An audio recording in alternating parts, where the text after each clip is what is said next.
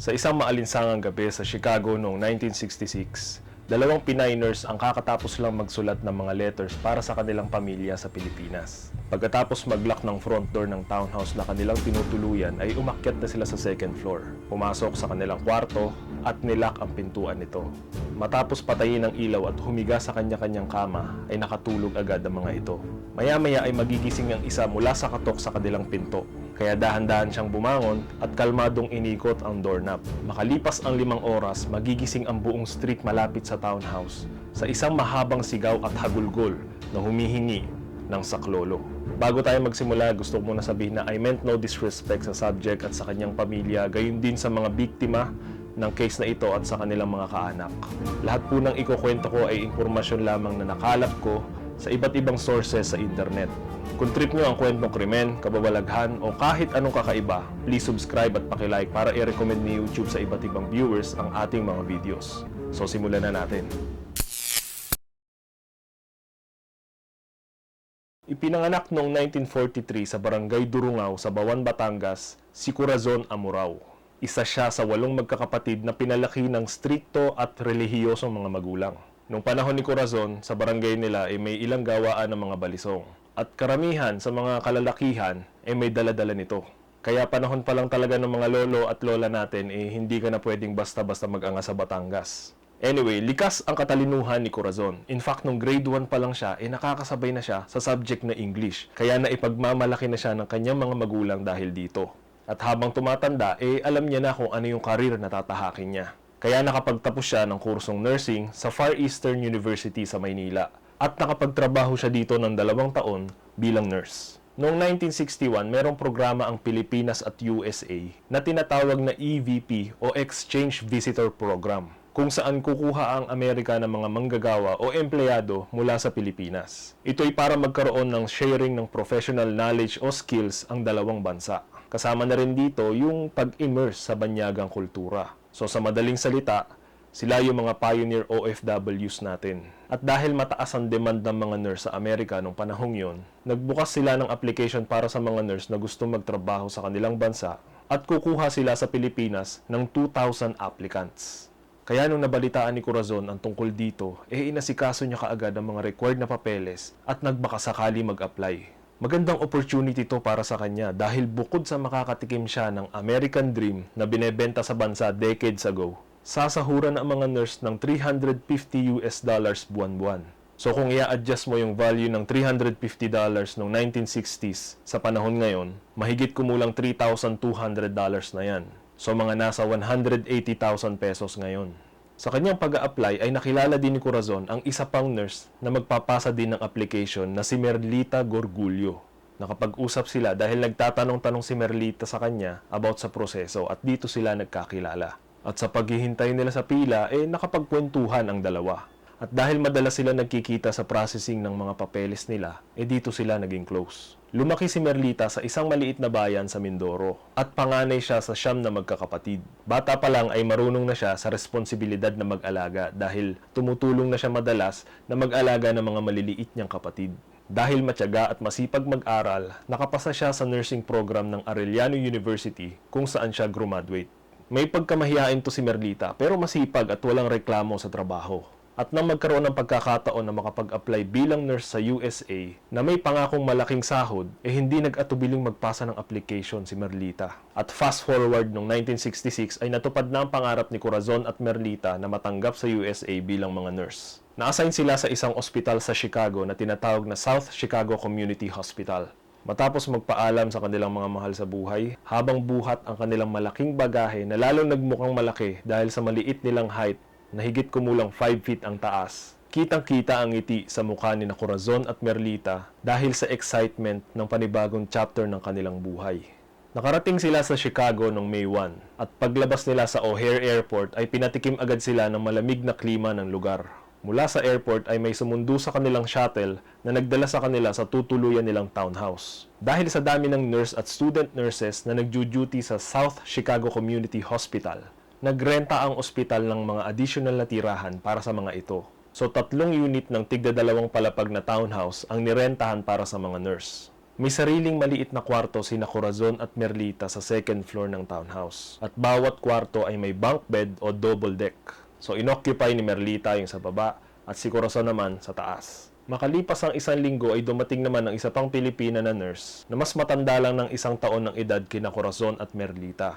Siya si Valentina Passion, 24 anyos at mula sa bayan ng Jones sa Isabela. May 5 siyang kapatid at medyo gipit sila sa buhay. Kaya naghintay muna siya ng 2 taon na makatapos ang kanyang kuya sa pag-aaral bago siya makapag-aral ng college. Sulit naman yung paghihintay ni Valentina na makapasok sa College of Nursing. Dahil isa siya sa top 10 sa klase niya na graduate sa Manila Central University. Si Valentina ay palabiro at ayon sa mga co-workers ay madaling pakisamahan sa trabaho. At magaling din siya magluto at dahil tubong Isabela, hulaan nyo kung anong specialty niya. Ang 3 Pinay na sina Corazon, Merlita at Valentina ay naninirahan sa Unit 2319 o tawagin nating 2319. Kasama nila sa bahay ang 6 na Amerikanang student nurses na malapit ng graduate. Ang mga ito ay sina Nina Jo Schmel, 24 years old, Gloria Jean Davy, 22 years old, Suzanne Faris, 21 years old, at sina Patricia Ann Matusek, Mary Ann Jordan at Pamela Wilkening na pare-parehas 20 years old. Hinintay muna nila ang pagdating ni Valentina bago nagbigay ang mga American housemates ng welcoming party sa 3 Pinay. At matapos ang ilang araw na pag-a-adjust ay nagsimula ng sumabak sina Corazon sa kanilang trabaho bilang mga nurse. Sa ilang buwan nila sa Amerika, nagamay na nila ang routine na sabay-sabay kumakain, magkakasama silang namimili ng mga gamit nila at nagsusulat ng mga letter na pinapadala nila sa pamilya sa Pilipinas. Since ilang buwan pa lang yung 3 dun sa Chicago, hindi sila particularly close dun sa 6 na Amerikanang housemates nila. Unang reason ay dahil estudyante pa lang itong mga American at ilang years na sila magkakasama sa nursing school kaya sila lang yung nagbabanding talaga. At sila Corazon naman, ang inaatupag lang kapag day off, magstay sa loob ng townhouse at magsulat ng letter sa bahay. Paminsan-minsan, nanonood ng TV dahil meron ito nun sa living room nila. At lumalabas lang silang 3 kapag may bibilhing mahalaga. Pangalawa, medyo may pagkaburara sa bahay itong mga student nurses. Siguro dahil estudyante pa at yung iba galing sa middle class family. Kaya may sariling kubyertos at baso yung 3 Pinay pag kumakain sila at hindi nila masyadong ginagamit yung nasa bahay. At pangatlo, medyo naiilang yung mga Amerikana kila Corazon dahil ang Director of Nursing Education at the time ay si Josephine Chan na isa ring Pilipina na sobrang stricto sa mga student nurses. Pwede kasing mauwi sa expulsion kapag nakarami sila ng violation sa mga rules sa townhouse. Naghinala yung mga Amerikana na baka sinadyang dun patirahin sila Corazon para tigasumbong sa directress tuwing may lalabag sa house rules. Pero gayon pa man, masasabing may respeto sa isa't isa at walang bangayan sa pagitan ng mga Pinay nurses at mga American student nurses. Hindi lang talaga sila close. So katabi nitong 2319 sa bandang kanan isa pang townhouse, pero privately owned. Isang pamilya ang nakatira dito, pero sa kasalukuyan ay walang tao dahil nasa bakasyon sila. Sa bandang kaliwa naman ng mga townhouse, sa kabilang kalsada, ay ang Union Hall ng National Maritime Union. Dito nagre-recruit at tumatanggap ng application ng mga aspiring seaman. At sa isang mainit na hapon ng July, dagsa ang mga taong nag-a-apply dito. Sa labas ng Union Hall sa may bandang gilid ay may isang matangkad na lalaking nakatingin sa mga townhouse ng nurse habang naninigarilyo. Nakatulala lang siya at pinapanood yung mga nurse na naka-uniforming puti na labas-pasok dun sa mga tinitirahan nilang townhouse. Paghipak niya ng huling beses ay pinitik ang sigarilyo tsaka pumasok sa loob ng Union Hall para magpasa ng application sa barkong malapit ng maglayag. Maagang nagising ang Townhouse 2319 noong July 13 dahil ang ilan sa mga nandito ay may duty sa ospital.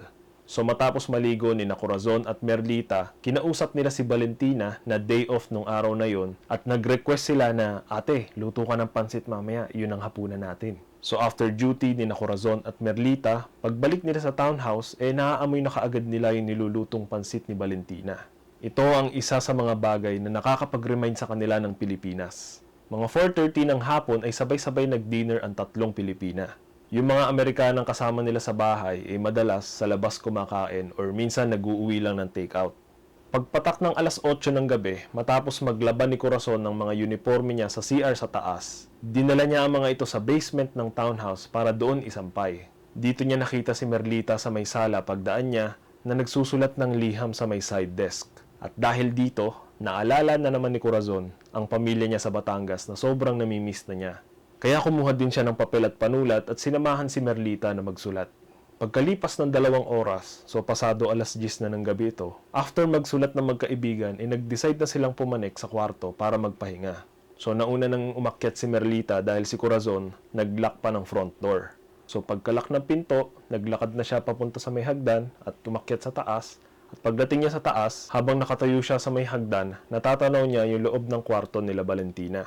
At nakita niya na natutulog na ito kasama ang dalawa niyang roommate na si Pamela at Patricia. Nakabukas kasi yung pinto nila at mula dun sa may hagdan, pag nakatayo ka, matatanaw mo yung loob ng kwarto. May isa pang kwarto sa second floor na maliit at natutulog na rin dito si Nina. At sa mga oras na ito ay hindi pa nakakauwi ang 3 pang student nurses na sina Gloria, Mary Ann at Suzanne. So pagpasok ni Corazon ay nakahiga na si Merlita sa bandang baba ng bunk bed. At pagka-off ni Corazon ng main light, dalawa kasi yung ilaw, isang main light, isang dim light. Yung dim light magdamag lang siyang nakabukas. So matapos patayin ito, umakyat na si Corazon sa kanyang bunk bed at nakatulog na ang dalawa. Maya-maya, napadilat si Corazon sa tunog ng 4 na katok sa kanilang pintuan.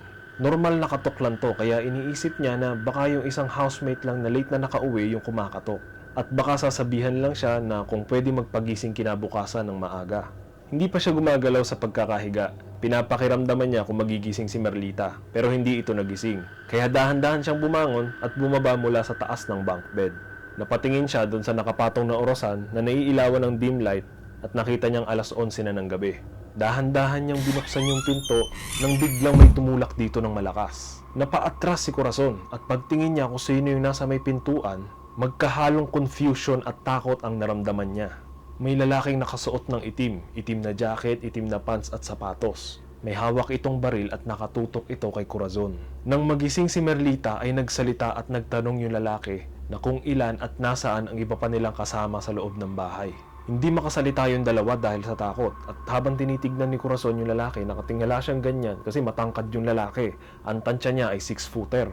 Biglang hinablot ng lalaki yung braso ni Corazon at pinalabas sila ni Merlita sa loob ng kwarto. Habang naglalakad along the hallway ng second floor ay nakatutok sa kanila yung baril ng lalaki. At nang malapit na sila sa kwarto nila Valentina ay nagising ito sa commotion. Si Valentina nung na-realize na nilooban sila, nagpanik.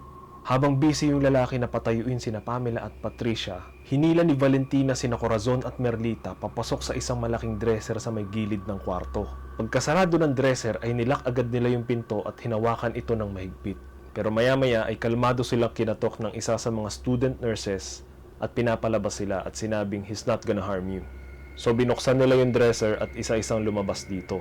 Bukas na yung ilaw sa kwarto paglabas nila Corazon sa dresser at dito na niya napagmasdan yung itsura ng lalaki. Meron itong mga peklat sa muka, possibly mula sa mga tagyawat. Nakasuklay patalikod ang buhok na may pagka-dark blonde ang kulay. Habang hawak ng lalaki si Pamela at nakatutok sa kanila yung baril, dahan-dahan itong lumapit sa may switch ng ilaw at pinatay ito.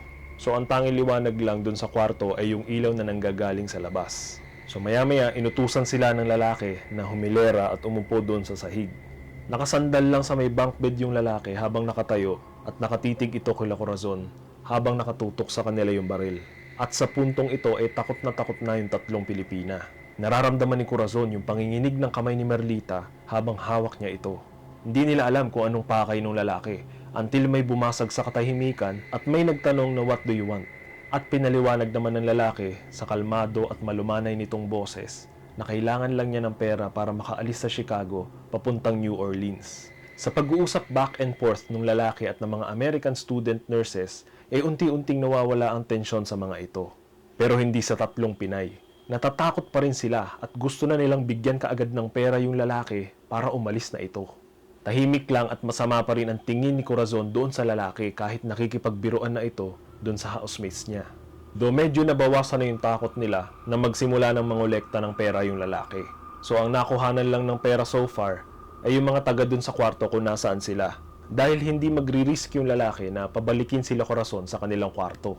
Habang nagbibilang yung lalaki ng pera, so nakaupo siya sa sahig, sabay-sabay sila napatingin dun sa may pintuan dahil may narinig silang boses na papaakyat dun sa kwarto. Napabalikwas ng tayo yung lalaki at nagdahan-dahan siya lumapit dun sa may likod ng pinto tsaka sinenyasan yung mga babae na wag mag-iingay. Nang may papasok na doon sa may pintuan, ginulat ito ng lalaki at tinutukan ng baril.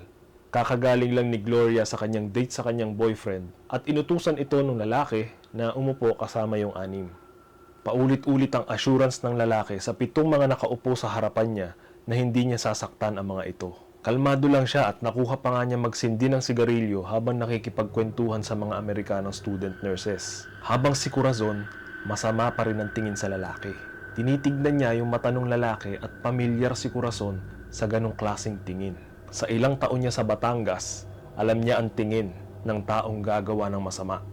Alam niya na sa malumanay na pagsasalita at pakikipagbiruan, hinding-hindi nagsisinungaling ang mga mata. At as if on cue, tumayo ang lalaki at lumapit ito sa kama. Nilabas niya yung kanyang kutsilyo.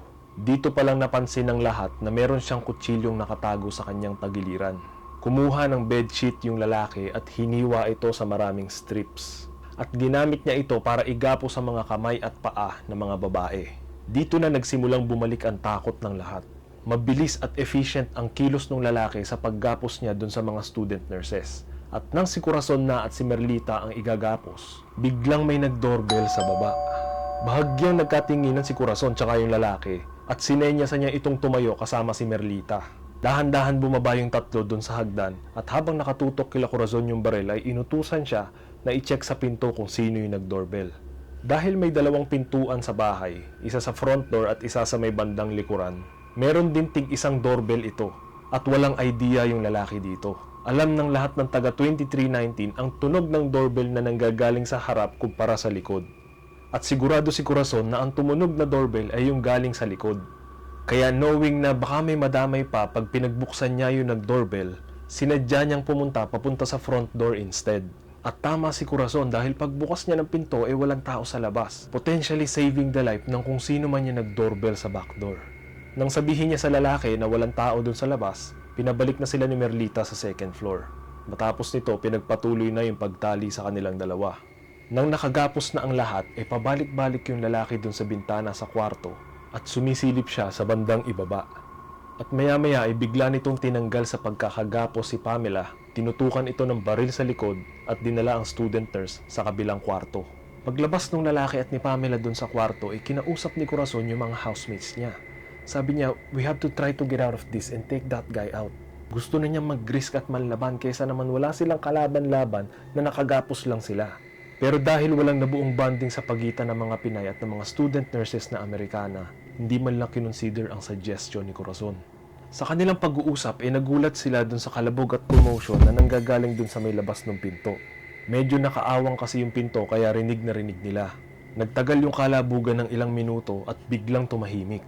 At sa katahimikan ng kwarto, bigla nilang narinig na bumukas yung gripo dun sa katabing banyo na parang may naguhugas. Nakatingin silang lahat dun sa may bandang pintuan nang biglang bumukas ito at sabay pasok ng lalaki.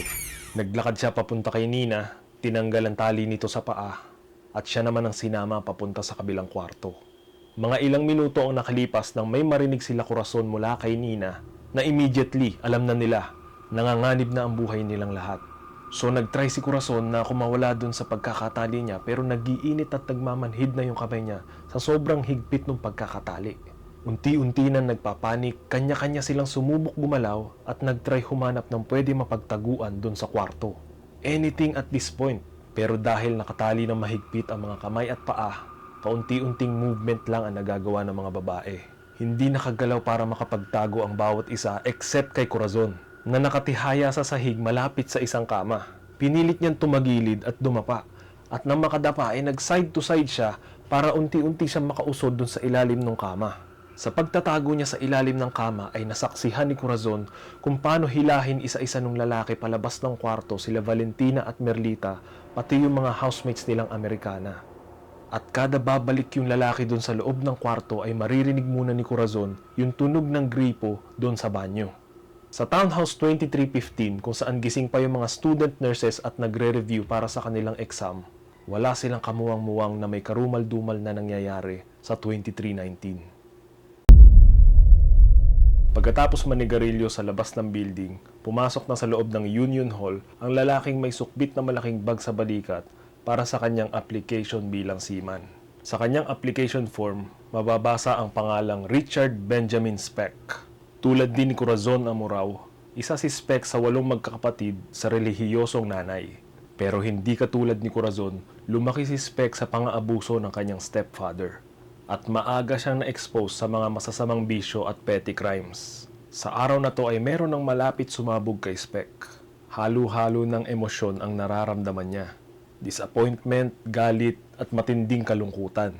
Ilang linggo lang ang nakakaraan ay natanggal siya sa trabaho dahil sa madalas niyang panggugulo kapag nalalasing. Nakadagdag pa dito yung pagpapalaya sa kanya ng kanyang bayaw. Ilang linggo na kasing nakikitira si Speck sa bahay ng kanyang kapatid na babae. At ilang beses na siyang naririnig na nagkukwento ng mga kayabangan at kababuyan sa kanyang mga pamangkin. At dahil parang wala namang plano sa buhay si Speck at ilang linggo na siyang palamunin, pinag-impake siya ng kanyang bayaw at hinatid papunta sa Union Hall para pag-applyin bilang seaman. Lingid sa kaalaman ng kanyang kapatid na ang dahilan kung bakit biglang napadpad si Speck sa Chicago ay dahil sa pagtatago niya sa mga kaso niya sa state ng Dallas. Matagal ng kriminal tong si Richard Speck at may isang katangian siya that makes him a very dangerous person. Pagkausap mo siya, sa way ng pananalita niya at sa kung paano siya kumilos, hindi mo siya paghihinalaan na halang ang kanyang kaluluwa. Makalipas ang 4 na araw noong July 12, sa isang mainit na summer afternoon ay pinatawag si Speck na mag-report sa headquarters ng isang barkong malapit ng maglayag dahil natanggap na umano siya dito. So ang initial reaction niya, finally. Kaya nagdali-dali siyang bumiyahe papunta dun sa opisina. Pero pagdating niya doon, nanggalaiti siya sa galit dahil nalaman niyang binigay na yung posisyon sa isang mas experienced na seaman. Kaya nag-walkout siya sa office matapos maglabas ng sama ng loob, humanap ng phone booth at tinawagan ng kanyang bayaw para magpasundo at humingi ng tulong. Kinabukasan, sa tulong ng kanyang bayaw ay nakarenta si Speck ng isang kwarto sa second floor ng isang bar. Sinabihan siya ng bayaw niya na magpasa ka na lang ulit ng panibagong application. Pero sa pagkakataong ito, iba na ang plano ni Speck. Surang-sura na siya sa mga nangyayari sa kanyang buhay. Kaya mula tanghali noong July 13, tumambay lang sa bar si Speck hanggang gabi at pagsapit ng alas 10, nakapag-decide na siya kung saan niya ibubuhos ang frustrations niya. Kaya mula sa bar ay naglakad siya ng 30 minutes papunta sa Townhouse 2319. Matapos niyang tumingin pa ulit-ulit sa bintana sa second floor at tingin niya wala ng taong dadaan dun sa may townhouse, binalikan ni Speck at tinignan niya yung mga babaeng nakagapos sa kanyang harapan. Desidido na siya sa kanyang binabalak. Maya-maya ay nagkatinginan sila ni Pamela. Lumapit siya ng dahan-dahan papunta dito, tinanggal ang mga tali sa paa, pinatayo at pinaglakad palabas ng kwarto habang nakatutok ang baril sa likod nito. Nakatingin sa kanila ang mga takot na mata ng mga nakagapos na babae. At nang makapasok si Speck at Pamela sa isang kwarto sa second floor, pinahiga niya ang student nurse, tinalian ng tela ang bibig nito para hindi makasigaw, at sinira ang kanyang puri. Habang ginagawa ito ni Speck, hindi niya narinig yung pagpanik ni na Suzanne at Mary Ann, nakakauwi lang sa bahay. Kaya laking gulat niya na magkatinginan sila. At nang mapansin ng dalawang student nurse ang ginagawa kay Pamela ay nagtry tumakbo ang mga ito pero nahabol sila at dahil nakita nila yung ginagawang karumal-dumal ni Speck, hindi pumayag na magpagapos sina Suzanne at Mary Ann. Kaya sinubukan nilang manlaban pero sa kasamaang palad, hawak na ni Speck ang kanyang kutsilyo at pinagsasaksak ito sa dalawang nurses. Matapos nito ay bumalik naman si Speck kay Pamela at siya naman ang pinaslang. Doon sa malaking kwarto, narinig nila Corazon ang commotion na ito. At dahil lango sa alak at puno ng adrenaline, nagsimula na si Richard Speck sa kanyang killing spree sa natitirang mga Pilipina nurse at 3 American student nurses. Nang dalihin na ni Speck ang pinakahuling babae na si Gloria palabas ng kwarto, naisip ni Corazon na baka mag-double check tong killer at mag-check sa ilalim ng kama. Dahil hindi sure si Corazon kung naaalala siya nung lalaki. At dahil feeling niya alanganin talaga yung pinagtataguan niya, lumipat siya sa ilalim ng isa pang kama na meron namang katabing isa pang bunk bed. So mas malawak yung ilalim ng pinagtataguan niya doon dahil doon sa magkadikit na kama. Nang sigurado na siya sa pwesto niya, pakiramdam niya hindi siya basta-basta makikita dito. Dahil may kumot na nakasayad doon sa may paanan ng kama na natatakpan siya doon sa ilalim. Maya-maya nabalot ng takot si Corazon nang biglang bumukas yung ilaw doon sa kwarto. Bumalik sa loob si Speck, thinking na tapos na yung gawain niya sa bahay. Sa gitna ng massacre ay nakalimutan na niya kung ilan yung mga babaeng ginapos niya. Kaya wala siyang idea na isang di pa lang ang distansya niya mula sa takot na si Corazon na nasa ilalim ng kama. Sa pamamagitan ng sheer mental toughness ay napigilan ni Corazon ang mapahikbi sa sobrang takot o gumawa ng kahit anong ingay. Inaasahan niya na biglang dadapa si Speck at bigla siyang hihilahin, pero hindi ito nangyari. Sa kalagitnaan ng kanyang pagkoconcentrate, muntik tumama sa kanya yung wallet na hinagis ni Speck na nag-slide dun sa ilalim ng kama matapos simutin yung laman nito. Iniskan muli ni Speck yung buong kwarto, tinignan yung bawat sulok at tumingin saglit sa may ilalim ng kama. Maaaring nadaanan ng mata niya yung isang kamang may nakasayad na kumot. At nang sigurado na si Speck na wala siyang iniwan na witness, pinatay niya ang ilaw sa kwarto at saka lumabas ng townhouse. 5 oras ang hihintayin ni Corazon bago niya makonvince ang sarili niya na wala na si Speck sa bahay. Kaya gumapang siya muli palabas sa ilalim ng kama. Binuksan yung bintana sa kwarto na nasa bandang north side at lumakdaw dito papunta sa ledge. Mag-aalas 5 ng umaga nang marinig siyang humahagulgol at sumisigaw na they're all dead. My friends are dead. At within minutes, mapupuno ang 2319 ng mga pulis, detective at mga reporters. Makalipas ang isang araw noong July 14, nakikipag-inuman si Speck sa isang bar na may nakasetup na TV nang biglang magpalabas ito ng balita tungkol sa massacre sa 2319. At laking gulat niya nang ibalitang merong isang survivor sa kanyang krimen. At dahil sa description ni Corazon, sa itsura at height at sa punto ng pananalita ni Speck, madali siyang natunton ng mga otoridad. Nagtangka pa siyang maglaslas para takasan yung mga kasalanang ginawa niya, pero wala itong tinamaang major artery kaya naitakbo siya sa ospital. Sa puntong ito ay kalat na sa mga dyaryo at balita ang description ng itsura ni Speck. Pati ang kanyang tattoo sa braso na may nakasulat na Born to Raise Hell. Kaya nung natutulog siya sa operating room at pinuntahan na siya ng physician, namukaan kaagad siya nito at nagpakuha ng dyaryo para idikit dun sa mukha na natutulog na si Speck at ikumpara yung picture na nakaprint dun sa dyaryo. At para makasiguro 100% ay dali-daling nilinis ng physician yung mga natuyong dugo sa braso ni Speck. At pagkaalis ng dugo ay lumitaw sa braso niya ang tato na may nakasulat na Born to Raise Hell. Naaresto si Richard Speck sa pagpatay sa 2 Filipina nurse at 6 na American student nurses. At sinintensyahan ng kamatayan sa pamamagitan ng silya elektrika. Pero dahil na-abolish ang capital punishment sa Chicago bago siya maisalang, binago ang sentensya sa kanya na 400 to 1,200 years na pagkakakulong. So sa bawat buhay na pinaslang niya ay may katumbas na 50 to 150 years. As of Corazon Amurao, pag-uwi niya sa Pilipinas pagkatapos ng trial ay napang-asawa niya ang abogadong si Alberto Atienza at bumalik din sila sa Amerika at doon na nanirahan. Kung hindi ako nagkakamali ay 80 or 81 years old na ngayon si Madam Corazon at ini-spend ang kanyang time with her grandkids. Maraming salamat sa panonood hanggang sa dulo. So sa mga taon ni Speck sa kulungan, kinukwento pa niya sa mga kasama niyang inmate yung ginawa niyang krimen. Parang pinagyayabang pa. At possibly, itong kaso niyang ito ang nag-inspire sa mga susunod pang serial killer sa Amerika noong 70s.